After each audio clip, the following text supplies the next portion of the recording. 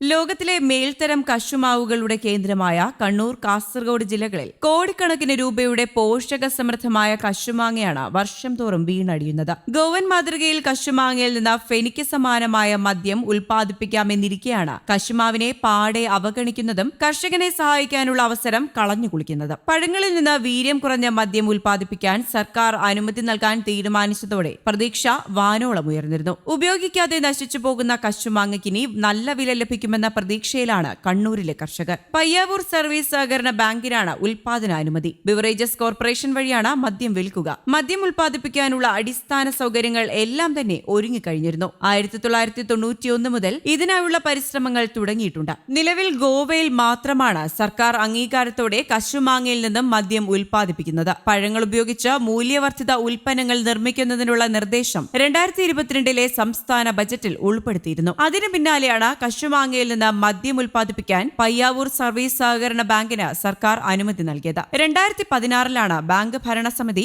ഇതിനെ സംബന്ധിച്ച് വിശദമായ പദ്ധതി രേഖ മുഖ്യമന്ത്രിക്ക് സമർപ്പിച്ചത്. എക്സൈസ് വകുപ്പിന്റെ അന്തിമ അനുമതി ലഭിക്കുന്ന മുറയ്ക്ക് എത്രയും പെട്ടെന്ന് തന്നെ ഫെനിയുടെ ഉൽപ്പാദനം ആരംഭിക്കാൻ കഴിയുമെന്നാണ് പ്രതീക്ഷയെന്ന് ബാങ്ക് ഭരണസമിതി പറഞ്ഞു. 200 രൂപയാണ് 1 ലിറ്റർ ഫെനിയുടെ ഉൽപ്പാദന ചെലവ് പ്രതീക്ഷിക്കുന്നത്. ബിവറേജ് കോർപ്പറേഷൻ വഴി 500 രൂപ നിരക്കിൽ വിൽപ്പന നടത്തിയാൽ തന്നെ ലാഭകരമാകും. പയ്യാവൂരിൽ ബാങ്കിന്റെ ഉടമസ്ഥതയിലുള്ള 2.5 ഏക്കർ സ്ഥലത്താണ് ഫെനി ഉൽപ്പാദിപ്പിക്കുക. ചിലവ് കുറഞ്ഞ കൃഷിയാണ് കശുമാവ്. തരിശായ സ്ഥലം മാത്രം മതി, വെള്ളവും വളവും വേണ്ട. നിലവിൽ പോഷക സമൃദ്ധമായ കശുമാങ്ങ തോട്ടത്തിൽ ചീഞ്ഞളിഞ്ഞു പോവുകയാണ്. ഫെനി ഉൽപ്പാദനം തുടങ്ങിയാൽ കശുമാങ്ങയ്ക്കും വില കിട്ടുന്നതോടെ കശുമാവ് കൃഷിയും വർദ്ധിക്കും. 1 കിലോ കശുവണ്ടിയുടെ പഴത്തിന്റെ തൂക്കം ശരാശരി 9.700 കിലോയാണ്. ഇത്രയും പഴത്തിൽ നിന്ന് 5.5 ലിറ്റർ നീര് കിട്ടും. ഈ നീര് സംസ്കരിച്ചാൽ 1/2 ലിറ്റർ ഫെനി കിട്ടും. കശുവണ്ടി വിലയിൽ ഏറ്റക്കുറച്ചിലുകൾ ഉണ്ടായാലും ഫെനിയുടെ വിലയിൽ മാറ്റമുണ്ടാകില്ല. അതുകൊണ്ട് തന്നെ കശുമാങ്ങ കശുവണ്ടിയേക്കാൾ മൂല്യമേറിയതായി മാറും. വിദേശ വിനോദസഞ്ചാരികളുടെ ജനപ്രിയ പാനീയമാണ്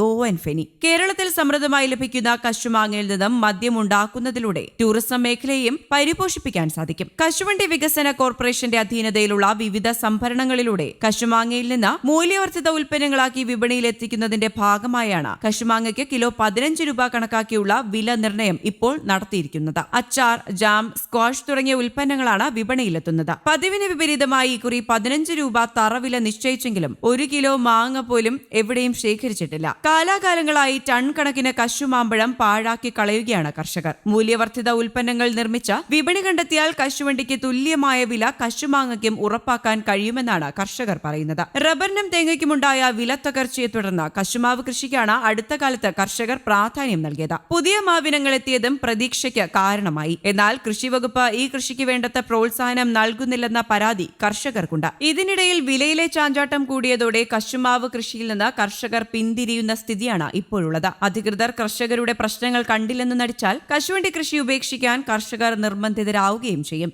ന്യൂസ് ഡെസ്ക്, കേരള കൗമുദി.